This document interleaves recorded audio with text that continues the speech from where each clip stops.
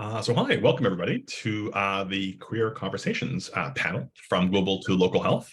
My name is Adrian Viens. I am the director of the School of Global Health here at York University. The Career Center, along with the School of Global Health and the Global Health Student Association, is very happy to bring you today's panel. So thank you so much for joining our session today. During the session, we ask that you keep yourself muted during the moderated Q&A session, and we'll start off with a few career questions, and then we'll open it up to student questions. Now, during the student question and answer period, you can use the reaction button to raise your hands. Please feel free to be able to type your questions into the chat during the moderator portion, or we can ask them on your behalf. And during the Q&A, I can ask that you try to limit yourself to one question, although we'll see based on numbers if we can have more. As a reminder as well, if you please follow our social channels to continue to stay up to date with events like this and to connect with fantastic alumni and employee connections through the Career Mentoring Program. Before we begin the panel, I'd like to acknowledge that York University recognizes that many Indigenous nations have a long-standing relationship with the territories upon which York University campuses are located that precede the establishment of York University. York University acknowledges its presence on the traditional territory of many Indigenous nations. The area known as Takaronto has been taken care of by the Anishinaabeg Nation, the Haudenosaunee Confederacy, and the Huron-Wendat. It's now home to many First Nation, Inuit, and Métis communities. We acknowledge the current treaty holders, the Mississaugas of the Credit First Nation. This territory is subject to the Dish with One Spoon Open Belt Covenant, an agreement to peaceably share and care for the Great Lakes region. So I'd like to introduce everybody to our panelists. So today we're very excited to be joined by three alumni and panelists, and they're here to provide insights and strategies for finding careers and resources to our current students. So please like to welcome Chelsea Johnson, who is a health emergency management specialist with the Regional Municipality of York. Chelsea received her Bachelor of Science from the University of Toronto, her Master's of Public Health from the University of British Columbia, and her Master's in Disaster and Emergency Management from York University. We have Nazra Smith, who is a senior lead in policy and systems initiatives for the Ontario HIV Treatment Network. Nazra obtained her Master's of Public Health from New York University and previously worked for the Provincial Council for Maternal and Child Health at the Hospital for Sick Children. We also have Sharif Hadid, who's the Chief Technology Officer for Sinbad. Sharif graduated from the Global Health Program at York in 2018 after completing his practicum at an NGO providing health aid to refugees in Jordan. So thank you all for agreeing to be on our panel. I know our students are going to be very excited to hear about your experience and your background. So what I thought I would do is I would introduce a few questions that would get us started. I'll have about 3 or 4. Please, pick from that what you wish, and then we will go on to more questions from the audience as well as from our student co-chair, Victoria, and we'll go from there. So here are a few questions that can start us off, and maybe we'll start with Chelsea, and then go to Nasra, then go to Sharif. So could you please tell us maybe a bit about yourselves, introduce yourselves, and give us a quick overview about your career? Maybe share more details about your current role and typical duties. And what specifically would you say has been the most rewarding aspect of your career, or what's been the most challenging? And maybe kind of what types of opportunities would you recommend for our students who want a career in global health and public health? And how can these opportunities be accessed by our students or new graduates? So why don't we start from there in terms of suggested questions? I'll start with Chelsea. Perfect, thank you. I just want to confirm, would you like me to start with one and then pass the mic over, or answer them all together? What do you think would be best? What do we think? Should we go question by question? Why don't we go question by question? We'll do a quick introduction, role, and we can circle back with everybody. Yeah. Perfect, thank you. Well, hi everyone. Thank you for joining us today, and thank you for the collaborators and the planners for having me here. As mentioned, my name is Chelsea Johnson. I'm early career, so very excited to speak with students and perhaps recent graduates today. So when we talk about my pathway to my current position, I always like to start with my education because it doesn't necessarily follow a nice linear path that a lot of folks think that it may. So I did my undergraduate at the University of Toronto. I did a double major in psychology and health studies and a minor in biology. I was very much on that med school path, but with more experiences, I realized that my heart really was with the community aspect of health. So I decided to pursue a Master of Public Health, and I went to the University of British Columbia there.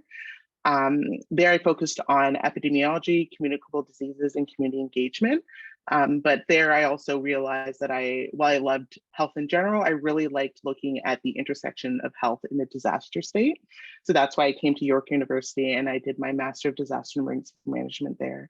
I focused on public health disasters and resilient communities, and just so happened that the pandemic struck while I was during my master's there. So the timing was quite interesting for me. When I think of some of the experiences that I've held so far in my career, a lot of them I held while I was a student, either in undergrad or during my graduate studies. For example, I was a research assistant with sick kids in a rheumatology clinical trial. I was a graduate academic researcher with the Global Health Initiative, which is out in Vancouver. It's a WHO collaborating center, so we got to have a lot of good conversations with researchers in Canada, America, and South Africa, and we were specifically looking at how mental health and healthcare workers impacts patient outcomes. So that was really my first, I would say my first strong taste with what global health looks like at an international level. I was also able to serve as a visiting research fellow with U of T in Taibu. And Taibu is a community health center based in Melbourne that seeks to provide culturally affirming healthcare to Black folks within the catchment area of the GTA. And specifically, my work there was looking at how we can look at redefining health using Afrocentric principles and practices. I was able to be a public health consultant for various different organizations over a few years. Specifically, I tended more towards building pandemic plans, reviewing pandemic plans. Also, some harm reduction projects were sprinkled in there as well. And one of the cool things that I was recently able to do, my term just ended, but I was part of the inaugural Youth Council for the Chief Science Advisor of Canada. And there we got to meet with folks across the country and some international members as well to discuss what science looks like at a local level, at a global level, at a national level, and bring that youth perspective to those conversations. So I got to weigh in on different conversations, specifically around COVID, because that's when it was just timed that way. Looking at things like a vaccine passport and those kind of high ticket discussion items. So it was a really interesting opportunity for me. When I look at some of my more recent formal roles, I served a year with Public Safety Canada in the Emergency Management Branch. There we do high level coordination for everything that happens within the province of Ontario. So we would coordinate projects or responses to things like wildfires, social emergencies, weather events. COVID also happened while I was there, so we did a lot of work on COVID and repatriation of Canadian citizens. And then at the end of 2020, I moved over to York Region, which is my current role, and that's where I hold the title Health Emergency Management Specialist. I know we're going to speak a little bit more about what each of those roles or what our role currently looks like, but quick and dirty, all things emergency management, I get to bring a public health lens to, and all things public health, I get to bring an emergency management lens to. So I'm very happy that I get to find a role that allows me to work into that intersection, because throughout my studies, I was a little concerned I wasn't going to find the right fit. But I can stop here and hand the mic over. Wonderful. That's great. Well, that's right. Thank you. Thanks for inviting me to this panel. Very happy to be alongside some really strong leaders in public health and in other industries. So my name is Nesra Smith. I'm currently the senior lead of policy and system initiatives at the Ontario HIV Treatment Network. I have about 10 years of experience working in public health. I got my Master Public Health degree from NYU in 2014. And while I was in graduate school, I did work at the College of Nursing there, doing some research projects, also working as a special project assistant at a nonprofit that did a lot of global health work in HIV. I specifically focused on policy and advocacy and some knowledge translation work, and worked on a few projects funded by UNAIDS and UN Women before moving to the New York City Department of Health.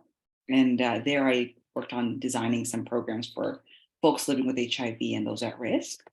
A lot of my experience up to that point had been dominated by the HIV field, so I decided I wanted to pivot and sort of diversify my experience a little bit. I decided to move back to Toronto, my hometown, and got a job at Sick Kids. So at Sick Kids, there's a small little team called the Provincial Council for Maternal and Child Health. They're funded by the ministry, and they do a lot of provincial work around pediatric and maternal neonatal care.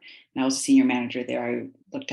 I oversaw a couple of their pediatric provincial programs, like pediatric palliative care and programs for children with medical complexity. So kids that have multiple needs at hospitals across Ontario.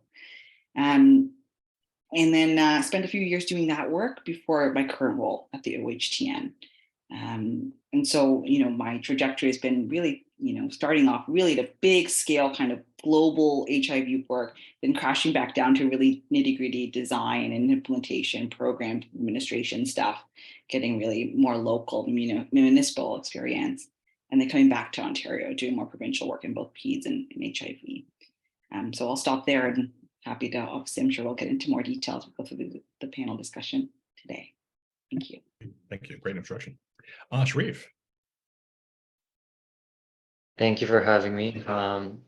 So I think mine will be a bit shorter. In terms of education, I got my degree in global health in 2018. In 2019, I was able to secure a role with Indigenous Services Canada. I was mostly working on the implementation of Canadian Human Rights Tribunal orders. So I was a program officer, which means we focus on program implementation. The program I was a part of was a grants and contributions program, which meant we mostly dealt with the financing programs in Indigenous communities, as opposed to actually developing the programs and implementing them. So a lot of the work we did was we would receive claims, assess their eligibility, and provide funding. So I have a bit of a different path because after 2 years with the federal public service, I realized I wanted to transition to a different role, in fact, a different career. So I ended up transitioning into software development, which is not something I have a degree for. I was completely self-taught. I started out doing my own little thing, doing projects and freelancing, and then I secured a role with a web development agency. And then about a year after that, I decided to join a small tech startup, which is where I'm at right now. Wonderful. I think we love diverse career pathways, especially those that don't follow a trajectory. We often tell our students about the importance of not having everything figured out. All right, why don't we just we'll do a second round again, and maybe we could have people talk about either the most rewarding or challenging aspect of your career so far, and if there are any types of opportunities that you would recommend to our students here who want a career in the fields that you work in, and about some of these opportunities, how they can be best accessed by students. Why don't we start with Chelsea again? Thank you. Yeah, I was thinking about this question, and I think there are a few things that I can share. So I think one of the biggest things that really stood out to me is just finding a role that actually sat at the intersection of things that I was very passionate about. Throughout my studies, I would often hear that, it wasn't a common intersection to be in. So people kind of wanted to push me to different avenues, different roles that may be more well known, but I really wanted to do both of these things, work both in emergency management and public health. So I was very grateful that once I graduated, I was able to find a role that really worked and sat in that intersection. One of the challenges tied to that is that I didn't have a lot of folks that were able to give me very specific mentorship, just because there aren't a lot of people in this field right now. So I would get support, but it would be more just guidance, and they couldn't give me very specifics on like what my next steps should be. So there are pros and cons to that, but that was a real challenge. Another thing that COVID really brought out is that we worked unbelievable hours. I'm sure anyone that was working in or around COVID in any sort can speak to that. And the kind of overtime that we did, especially in a public health unit, was measured in months and not days or hours. So that was a really challenging thing, specifically because I was still a student when I started the response. But on the flip side, it was also very rewarding to see that things that I was very passionate in, that I spent a lot of time studying and getting to know, that they were really becoming useful, and people were coming to me for my knowledge and skills and expertise that I built up. So I found that to be really rewarding in a very tough situation, being able to utilize the skills to help my community. Wonderful.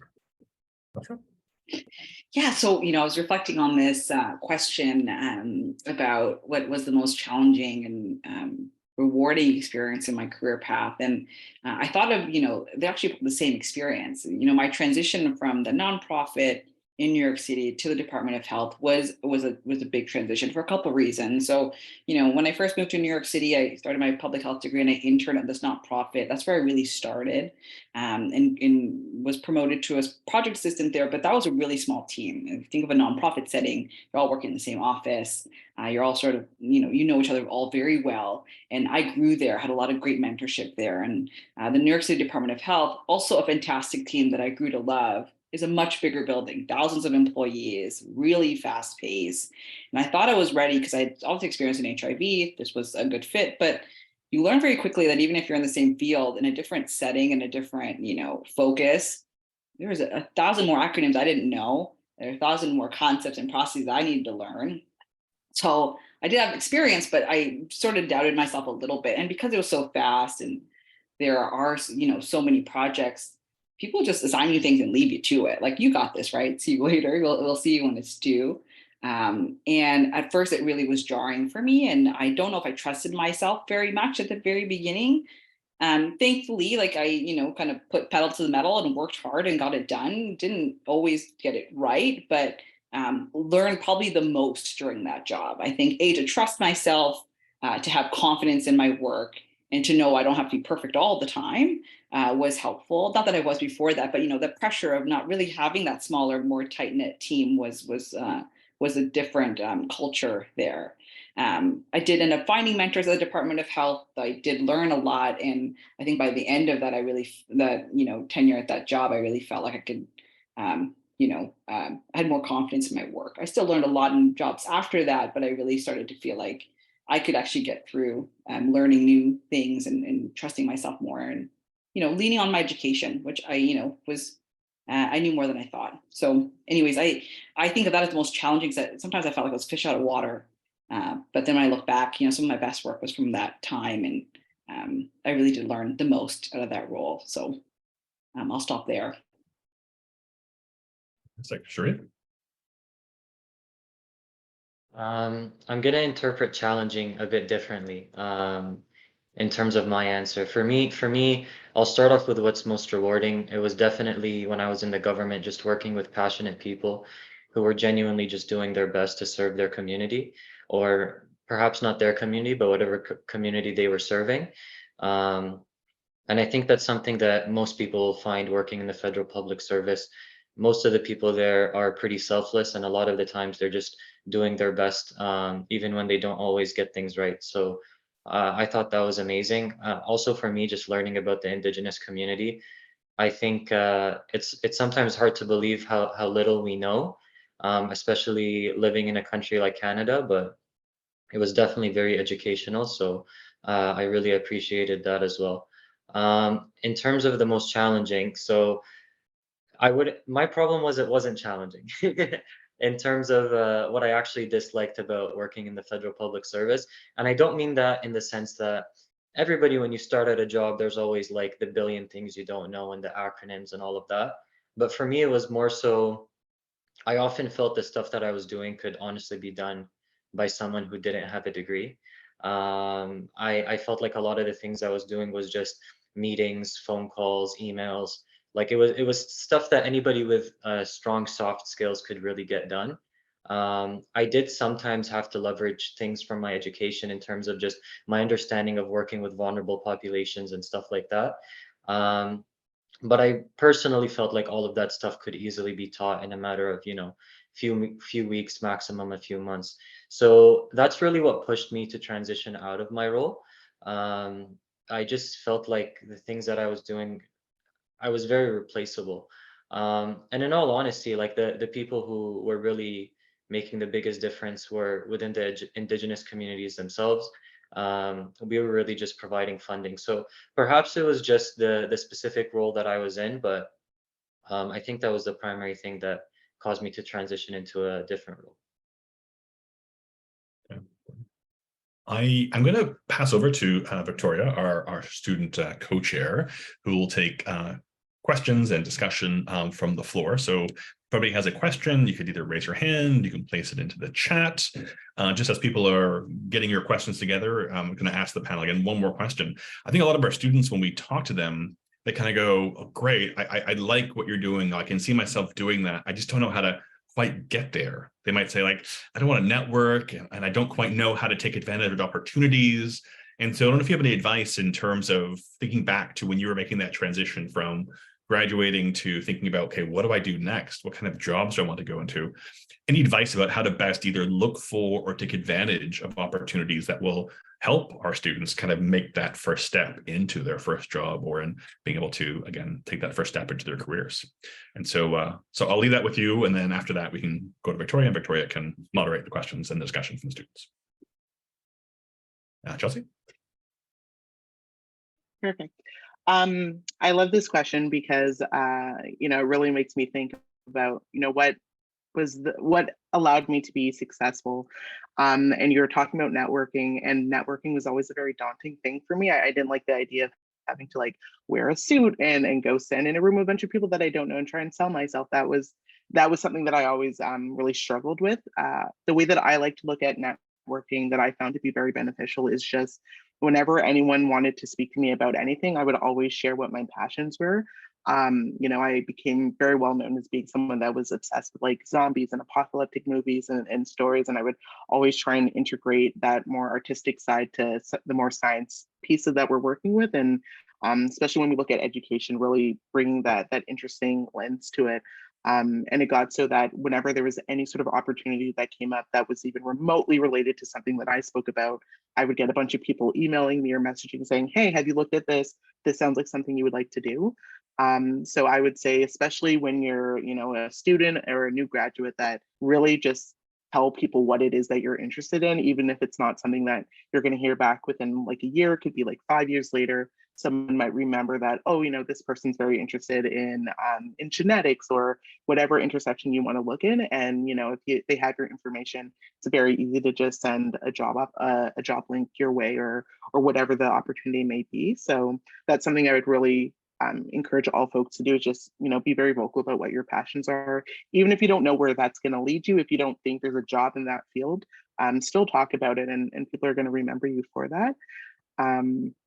In the field of emergency management specifically, and looking at that intersection with public health, because it is a newer field, I would say if you have any interest in it at all, just reach out to someone that's in that field. We are desperately trying to bring more people on our side. So people are very open to mentoring and just exposing folks to what it is that we do. There are a lot of things in emergency management. One of the big things we do are exercises. So we exercise our different plans and protocols. And when we do that, we definitely need more people to help us to be bodies or to be volunteers or actors for different things. For example, I went to an exercise with Toronto Pearson Airport, and I was just a volunteer. I was just someone in a crowd shouting, playing a role there, but I got more experience on what different exercises look like. And I've been able to serve as like an evaluator for an exercise where we involve like canine units, helicopters, boats.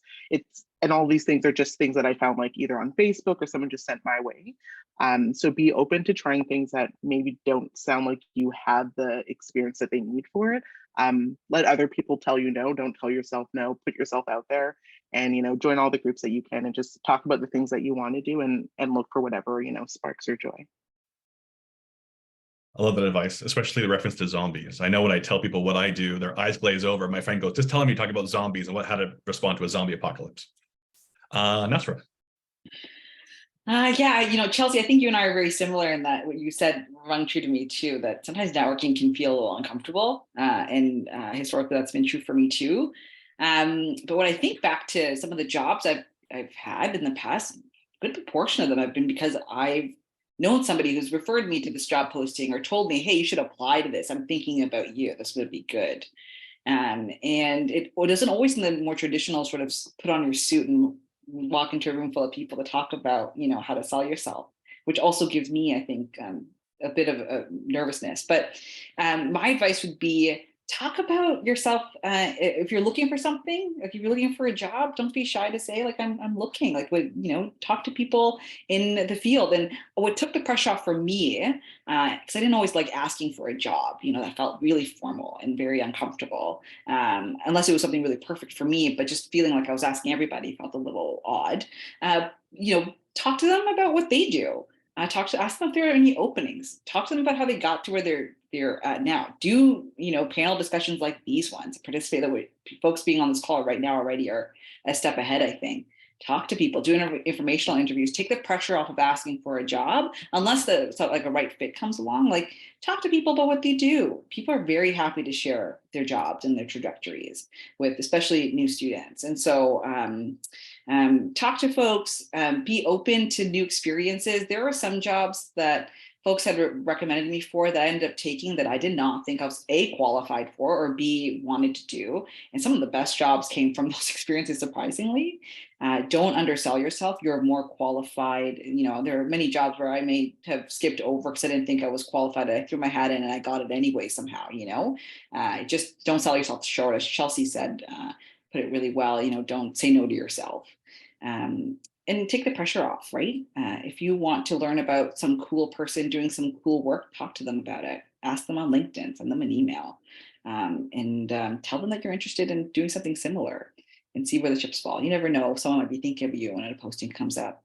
And people that you've worked with before will be more than happy, I think, to help you along the way. That's my advice. That's great advice. Sharif? In terms of working with the federal government, so I always had the approach of I'm going to focus on my studies, and then, as soon as I graduate, that's when I'm going to start looking for a job. One thing I didn't realize, which I would have really appreciated when I was a undergraduate, is a lot of the opportunities are exclusively available to students.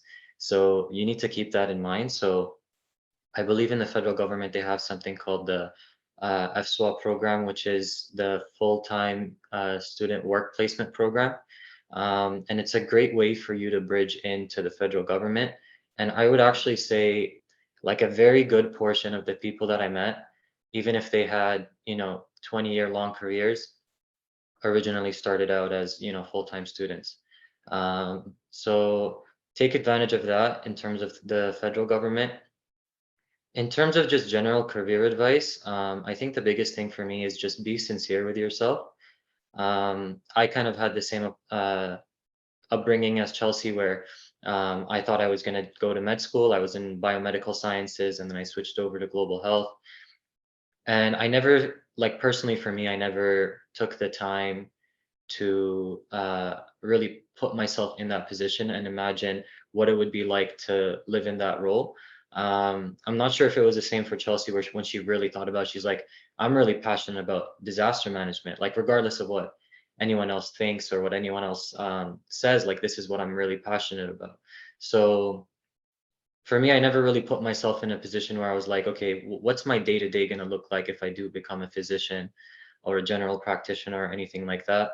And even when I was in global health, to be honest, like once I did switch over, I told myself, I want to work with an NGO. And I did have the chance to do that during my practicum, but it might have just been lack of experience. So it's okay. It's definitely okay to explore. But when I really thought about it and put myself in that role and thought about what the job entails, when I was really honest with myself, I realized, I'm a very technical person. I like technical challenges. I like to have to actually get into the nitty gritty and figure things out. I've always enjoyed problem solving, and I've always liked working on like project-based things where I'm not just doing the same thing over and over again, and being able to exercise some form of creativity. So I think all of that really allowed me to be, somewhat successful in the tech industry. So that's what really led me here. So I think if I was more sincere with myself earlier on, it would have been better. Not to say that I, regret any of the experiences that I did have. Thank you. That's great. So I hope hearing everybody's backgrounds and their advice and experience have kind of sparked questions in people. I'll hand over to Victoria, and she can moderate and help us work through discussion and questions from students. Hi, everyone. Thank you, Dr. Viens. I'll just introduce myself quickly. My name is Victoria Kassar, and I'm the co-president for the Global Health Student Association for this term. And I'm excited to be here with you all. I just want to open the floor first for anyone who maybe has some questions. Either you can raise your hand or just type it in the chat if that's a little bit easier for you. Just maybe wait a little bit.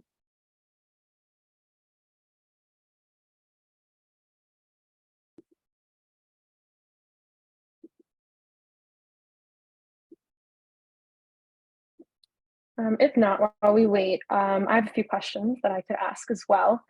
I wanted to ask about everyone's experience with mentorship and whether mentorship played any part in your journey, and maybe if you have any advice on how students can find mentors to help guide them through their employment and job search. Maybe we'll start with Chelsea. Yeah, I think mentorship is a really key tool. I wouldn't say that I could just kind of warn folks about what I didn't do, because I don't feel like I really took enough advantage of it, at least while I was a student. The sort of mentorship that I did get a lot was facilitated through the programs that I was in, so I was really thankful that they had those. But if I could go back, I would be, like I said before, I'd be a lot more honest about what I wanted. I think a lot of times when we meet with someone that is a mentor, could potentially be a mentor, we want to kind of mold ourselves to whatever they want, and support whatever research they're doing, which is great and it's a great experience. But thinking back on it now, I could have gotten a lot more experiences that were more specific to what I was looking for if I had just kind of spoke up for myself. And realizing now, being like in early career, that people are very open to like supporting people that are new into the field. So if I had that perspective, I would have asked for more. I would have reached out to more people and just been very honest that, I'm kind of struggling. I don't really know how this mentorship thing works. Just looking for more advice that way. So that's what I would share with folks, is just be very honest, and reach out to whoever you want. Because again, the worst thing they could say is that, they don't have the capacity to support you, but definitely look for mentorship in all that you can do. Yeah, thank you. Nesra? Yeah, I've had a few mentors in my career, and I haven't had one constant person that's given me advice, for many years. It really has been stage dependent. So where I am in my career, what I'm looking for, who was in my network at that moment, and it's never been a really formal, at least for me, and I know it works for a lot of people, to have a really formal relationship that's like, you're my mentor. I'm your mentee. We're going to meet every X number of weeks. We're going to talk about these sort of things. It was never that structured for me, at least.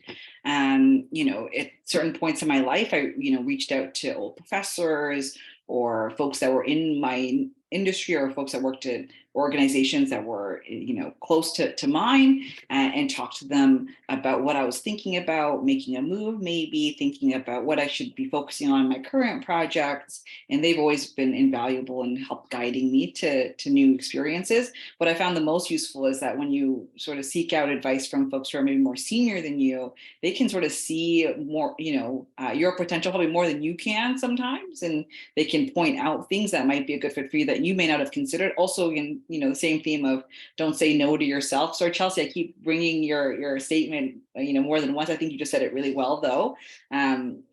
That they'll say, you actually are qualified for this. You should do that, and it helps sort of help you crash back down to earth a little bit more, and really understand your potential. So, I found value in having more than one sort of mentor, and haven't had a more. I don't know if this really counts as a mentor, because it's not really a very formal relationship, but somebody that you can trust and reach out to at times when you feel like you need a little bit more clarity and advice has always been good for me. And those people come naturally. So I don't know if I answered how to find those people, but I found they came very naturally. No, I think that's a great answer. I can definitely relate to having more like informal mentors, which sometimes is even better, in my opinion. But I'll pass it to Sharif. Yeah, I guess for me, it's also been mostly informal mentors. I wouldn't say I joined like a mentorship program per se, but I would consider a lot of my professors as my mentors. And a lot of the other people that I got the chance to network with. I think you need to remember that mentors aren't necessarily going to be the people who secure a role for you, like the people who get you a job, but that doesn't mean that your experience with mentors isn't valuable. A lot of the times, they gave me a lot of perspective on what I could or can't do, or where my interests could lie, and I think ultimately they influenced me in such a way that it had an impact when I finally did find a position I wanted to apply for. I think it impacted the way I interviewed during the interview. It impacted my answer during written assessments. So it can be valuable in a lot of different ways. It can also just open up your perspective and educate you as a person. So I think there's a lot of value in that, even if it doesn't just get you a job right away. So in terms of resources, I'm going to share the link for the program that I mentioned uh, for the federal government. Other than that, I did use a lot like LinkedIn just to connect with people. A lot of times, like it's easier to have a warm connection. So if you have anybody who's like within the space, even if they don't have the exact role you're looking for, or the exact job you're looking for, it's sometimes a good idea to just ask them like, hey, do you have anyone in your network? I'm really interested in this, and I thought maybe you might know somebody, and sometimes they'll connect you. I did have a few people where I did like, these kinds of informal interviews. I told them, hey, can we sit down for a coffee, and, you let me know a little bit more about your role. So I would say those were all like very valuable experiences. Victoria, can I just quickly add something? I just Yes. something just quickly. I also don't want to discount the value of peer mentorship as well. And so something, like for example, in my current job, I'm a senior lead of policy. There's a group of other women. It doesn't have to be only women, but just happened to be the case for our group. We call ourselves the Policy Squad. We are policy leaders in other organizations all across the HIV sector. We meet once a month, 30 minutes to an hour as needed. We have just a really informal coffee discussion, sometimes in person, sometimes virtual. We talk about our projects. We talk about what's working, what's sometimes not working, and we just sort of, share experiences. And so there's something I think also really powerful about peer mentorship. It doesn't always have to be someone in a more senior leadership role, but just someone who can sometimes commiserate with you or share successes with you, or even give you a different perspective that's in a similar role. So to seek out those people is always really fun too. Yeah, no, thank you for mentioning that. Shameless plug for the Global Health Students Association, but we do offer peer tutoring and peer mentoring and expert mentorship opportunities. So I think our panelists highlighted just how valuable they can be. So if you're interested, you should definitely check them out. There is a question in the chat that I'll just read for everyone. It says, apart from networking at events or seminars, were there any online methods that you use to help you in your job search? How did you search for them, and what would you do differently now? We'll start with maybe Chelsea again. Yeah, this is a great question. I think LinkedIn is a very powerful tool. I wouldn't say that I've used it to get a job that I currently have, but it definitely helps with networking, and I definitely use it a lot more during COVID when we're all kind of at home.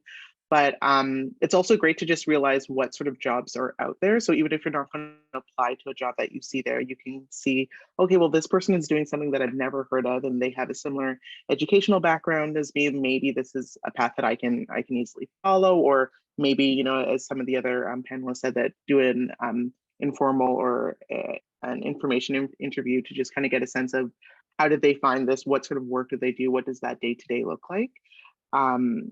I would say most of the roles that I've had have been from people, again, just referring me to the position, or sending a link my way. Again, because I'm sorry, I think my dogs are barking. But again, because I speak about the kind of work that I really want to do. When those roles do come up, people do send them my way. So I'm very fortunate for that. Who knows what the future will bring? Again, I'm very early in my career, so perhaps I'll have to look into some of these other tools that folks might be sharing now. But for my first role, as Sharif mentioned, I did the SWEP program, and I wouldn't be here today if I didn't do the SWEP program, because that really snowballed into a bunch of other opportunities for me. So really look at all of the tools that folks are sharing, and whatever you can think of, and and try them all. I wish I had a nice thing to share with you. The only website that I can really share is called HasNet, and that's for jobs that are more around the emergency management field. So I can share that with folks in the chat. But other than that, I'm also very much learning what tools I can use for networking and job searching. Thank you for that. I'll pass it to Nasra. Yeah, so I won't repeat what Chelsea said because I share similar experiences around reaching out to folks for informational interviews. So all good advice there. I'd say keep your LinkedIn up to date as much as possible. Even if you're, say that you are looking for work. I've been surprised how many recruiters or other organizations might reach out to you to say, hey, we're trying to fill this role, you might be a good fit. But if you're not really updating your LinkedIn or promoting yourself on there, and it doesn't have to be an active, like you're posting all the time, I'm pretty passive about it. I just make sure my resume details are pretty much up to date and, update things as needed. And folks will reach out if there's an opening that makes sense. I haven't used this feature in a long time, but I know, and I don't know if it still exists on LinkedIn, but a little bit ago, there was a feature where if you were open to work, you could actually, I might butcher this, maybe I'll have to email folks the link if I can find it later, but they would actually match you with folks who are interested in giving you advice. So instead of cold emailing folks, you could write, hey, I'm looking for a job in this industry, at this level, in this field, with these experiences. And then they pop up a bunch of folks who had said they wanted to be mentors or give advice, and then you can message them directly. So sort of like a mentorship thing on LinkedIn. It may have had to be a premium member, and I don't know if they offer it anymore, but I used that a lot when a few years ago, just to help sort of make it feel less like a cold call. So if that feature is still available, I'd recommend doing that because those were really great. People are already geared up and ready to go to share their experiences. So that was helpful. But yeah, other than that, I think I'll leave it at that in terms of LinkedIn and online. I have not to date found a job through LinkedIn specifically, but I certainly have learned a lot from the folks I've talked to. And it's helped me really narrow down where I needed to go. So. Thank you. I've never heard of that feature, so I'll have to check that one out. I'll email it to you if I can find it. Yeah, thank you. I was just about to mention careers at York. So Susan just shared a link in the chat. Thank you for that. But believe it or not, as useless as it might seem, I actually found my role on careers at York, and it was kind of coincidental because I was very fortunate, but the federal government happened to be doing special hiring at York University. So I ended up securing a position in fairly quickly, which is abnormal for the federal government. Usually they're extremely slow, so it'll take you like a year or two just to get an interview, and then who knows where that'll go. But yeah, basically they were doing some special hiring at York University. I applied to a job, I got an interview, and it all went from there. So I would recommend checking it out. I don't know if they have more offerings. When I was using it, there weren't too many, but hopefully that's changed. Other than that, if you're interested in the federal government, there's GC Jobs, which is the official job board of the Government of Canada. In terms of tips, it's a really good idea for you to just do a little bit of research in terms of what the different roles are. So like my role is called a PM, a program officer. There's also EC jobs, which relate to policy. So depending on what you're interested in, it's a good idea to know what your code is, and then narrow down your search using that. If you know your code as well, you can very clearly look up the exact salary you're gonna have if you're an EC1 versus an EC2. Because it's the federal public service, everything is fully transparent, so you can look this stuff up online, and that might help you determine your choice as well. Other than that, I'd say just LinkedIn and Indeed. I used Indeed a lot, and I did get a few interviews in the past using Indeed, but honestly, I'm not the most experienced with these things because I've just been very fortunate when it comes to the job searches. I pick a specific thing that I feel like I'm genuinely interested and qualified for, and I think sometimes quality is better than quantity. Not to say it ever hurts to apply. You should definitely apply anyways. But if you can really focus your resume on the thing that you're interested in, the specific job, write a cover letter if necessary, and really take the time to search for something you're genuinely passionate about.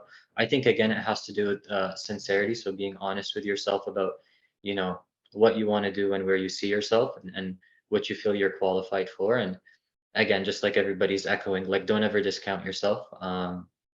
Give yourself a chance, and hopefully you'll be able to secure something that you are genuinely passionate about.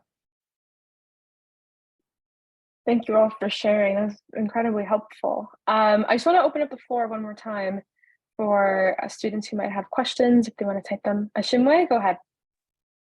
Hello, everyone. Thank you. I just wanted to know if any of you have taken like non-degree certificates or just like certain courses that you thought were very beneficial, maybe not for your job search, but just like for yourself or certain interests that you may have. Maybe we can start with Chelsea. Yeah, I love certificates because I think, you know, you can get a lot of good information in typically a shorter amount of time, and depending on what it is you're looking at, they can be a little more affordable. So if anyone's interested in emergency management, I would highly recommend folks take IMS 100. IMS is the incident management system, so it's just a standard training that everybody gets. It's free, it's online, it takes about 4 hours. And that's a qualification again, because emergency management is newer in Canada. So it's once you have that, you're pretty good in the field. You'll still need to get a little bit more experience, but that will definitely go a long way for you getting your first job in emergency management. And if you look online, there are a bunch of other training that are either free or they're not as expensive as others. So I have a certificate in infection prevention and control. I have one in strategic foresight and one in business continuity. And I would, I would encourage folks to do certificates in what they're interested in. But I've been fortunate enough that, once you get a stable position, they often pay for you to get further certificates. So 2 of the 3 of those were paid through from my employer because, that's furthering my roles and skills for that role. So I would kind of just balance that out between what it is that you want to get that first role, and then look into the industry and see what sort of qualifications that they usually pay for once you're in the field, just so that you're not paying for like a $2,000 certificate that your employer would pay for once you get a role, and it's not necessarily for you to get that.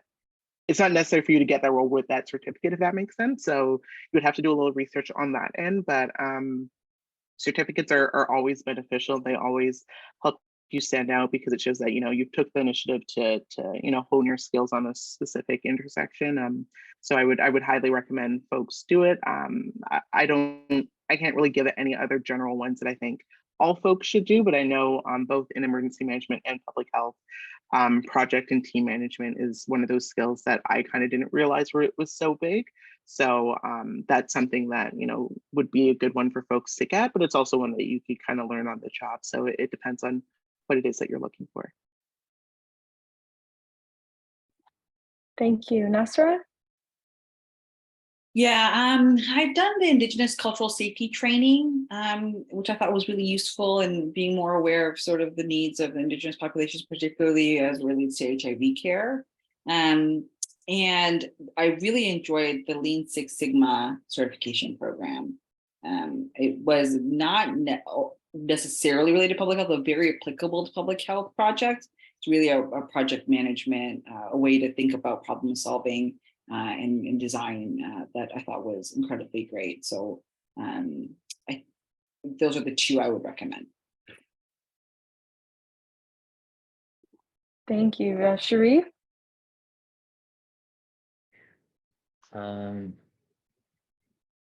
Obviously, in terms of the stuff I do in tech, there's always good certifications and stuff to do because there's a bunch of different programming languages, and any time that you want to learn one, there's usually like a whole bunch of different programs you can do that are up to date and focused. So inside of the tech world, that's a huge thing. Formal education is a little bit slower. Like if you want to create a new course, it can take a few years. So a lot of the times they're a little bit more behind when it comes to that.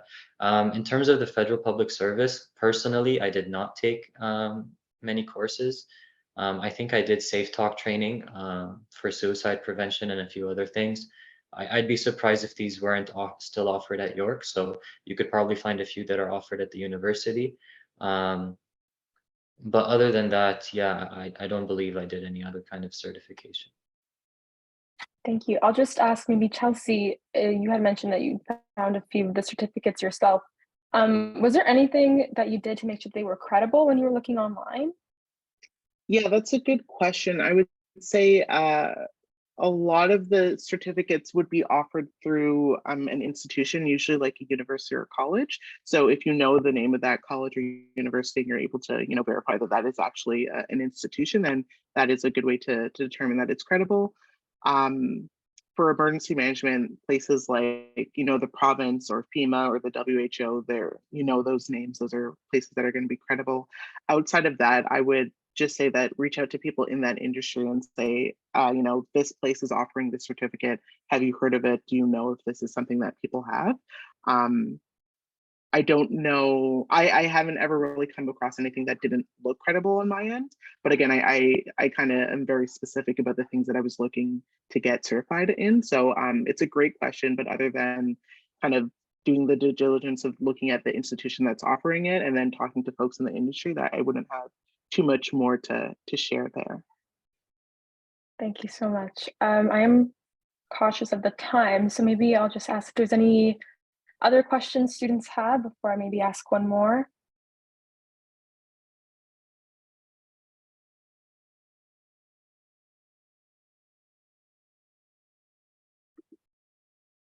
Okay, well then for my last question, I just wanted to ask a little bit about your volunteer experience, especially for students when they're first starting out.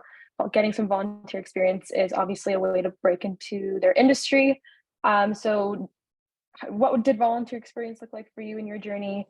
And do you have any recommendations for students looking to get some volunteer experience? I'll start with Chelsea again.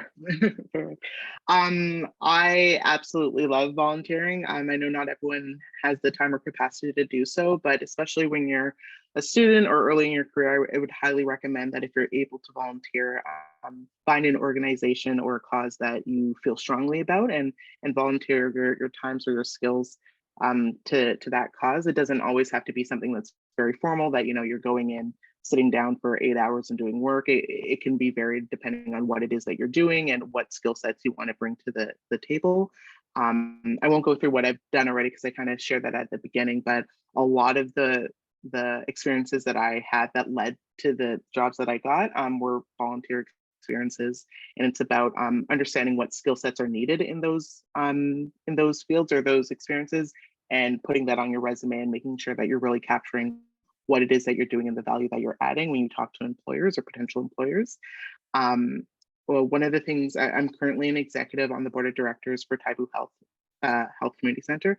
And that's a newer role for me. So that would be something that if folks are interested in working with community health centers, to really reach out, because I wasn't really aware of what a board did and that was something that, somebody could do. I thought that was something that like only CEOs could do. I didn't really understand what that concept was. But there are a lot of volunteer boards, there are a lot of paid boards. So I would definitely encourage folks to reach out and don't think that you're not qualified. Even, all of them or most of them have positions for youth or for students. They want those voices there. So definitely take a look at the organizations or communities that you're really interested in serving. And there's likely an organization that already exists that you can support. And if not, you can always create what you want to see. You don't always have to, go with something that, is labeled as a charity. It could be something that's a lot more community-based. It could be something that happens once a year. It's whatever you want it to be, but make sure that you're always thinking about the community that you serve and try and support them as they need. Thank you. Nasra? Yeah, so I'd say my volunteer experience, particularly in public health, is a little bit more limited. So I did some internships early on in my career that were unpaid, and I know that's not really sustainable for a lot of folks, including me. Even when I did that internship, I had a part-time job on the side as well to help sustain my life. So, but to get your foot in the door, to sort of meet teams and get involved in projects, internships might be a good start. I think paid internships are becoming more and more popular, hopefully. So and definitely essential. So, what else in terms of volunteer? I did volunteer a lot when I was in graduate school, but not in public health. Like I really was involved in campus activities and leadership roles outside of public health on campus. And I felt like that was also really helpful. It helped improve my public speaking skills. It helped me just connect with folks and learn more about other people's, experience. Just good to meet a diverse set of folks that are outside of public health too. And I thought those were kind of fun and enriching in other ways, not directly related to my career, but probably gave me a bit more soft skills in other ways that were helpful and translated well to the work that I do now. So that I'll pass it off to Sharif. Thank you. Honestly, I'd say for me, it was much of the same. So I did not have many formal volunteer experiences when it comes to my career. But definitely just echoing what you said, any kind of volunteer opportunity will usually educate you in some way, shape, or form, and that can definitely influence your success within your future career. But in terms of using it as, a way to secure a position, that's not something that I personally did, so I can't really comment. Thank you so much for sharing. I know it's 2:57, so I'll pass it on over back to Dr. Viens to close up. If I can just interrupt for a moment, Victoria, there was one more question that was in the group chat that one of the participants had asked if the panelists could talk a little bit more about the LinkedIn feature or review that LinkedIn features that they were discussing. That was a question that we missed in the chat. Yeah, I just popped it my answer in the chat. So it looks like they had discontinued the feature. I just Googled it. It was something they offered in 2017. And I took advantage of it then. I Googled it and the links are all broken. So I don't think it exists anymore, unfortunately. But I think other panelists have shared good examples about still leveraging LinkedIn in asking for informational interviews, asking other people you might know for a warm handoff on LinkedIn is helpful too. I heard that earlier as well. So LinkedIn is all hope is not lost on LinkedIn, despite that program being gone. It's still a very useful tool. Thank you. Great, thank you. So I just want to close by saying that our goals of the session has been to provide students with an opportunity to connect with professionals working in hopefully fields that you find interesting, and of course to gain valuable insight and advice from their experience and from their diverse career journeys. So I hope that you found the information and the advice from our panelists helpful. And this is going to be the first in many steps the School of Global Health is seeking to do in providing initiatives and sessions around careers and employability. So if you could please use your reactions or the chat to please join me in thanking the panelists, Chelsea, Nasra, and Sharif. Thank you so much for taking time out of your busy schedules to come to talk with us and to share your experience and knowledge. So if you have any additional questions about the Career Center or the services they offer, you can email them at careers@york.yorku.ca, or any questions for the school at sgh@yorku.ca. So thank you, Rudy, for coming. And that's it. Take care. Thank you.